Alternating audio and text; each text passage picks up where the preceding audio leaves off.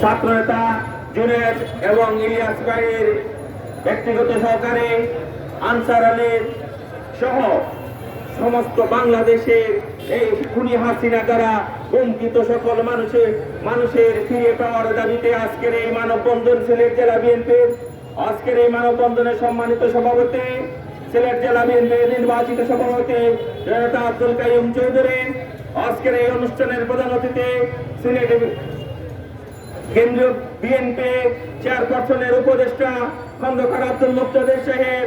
এবং আজকের সঞ্চালক সিলেট জেলা বিএনপি সংগ্রামী সাধারণ সম্পাদক অ্যাডভোকেট ইমরান আহমদ চৌধুরী সহ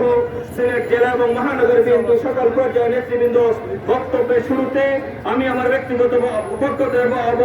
বঞ্চিত পরিবারের পক্ষ থেকে আপনাদের প্রতি কৃতজ্ঞতা, ধন্যবাদ, মোবারকবাদ জানাচ্ছি। আমাদের সবার একটাই দাবি, আমরা ৫ তারিখে দ্বিতীয় মুক্তিযুদ্ধের মাধ্যমে দেশের শত্রু মুক্ত হানাদার মুক্ত হয়েছে, বাংলাদেশ নতুন করে স্বাধীন হয়েছে, কিন্তু সিলেটের মানুষ আজ পর্যন্ত মনের আনন্দ নেই। সিলেটবাসী আজকে উল্লাস প্রকাশ করতে পারতেছে না। আমরা সেই দিন উল্লাস প্রদান করব যেদিন আমাদের নেতৃবৃন্দ ইলিয়াস আলী, ইফতেখার আহমদ দিনার, জুনেদ আনসার আলী সহ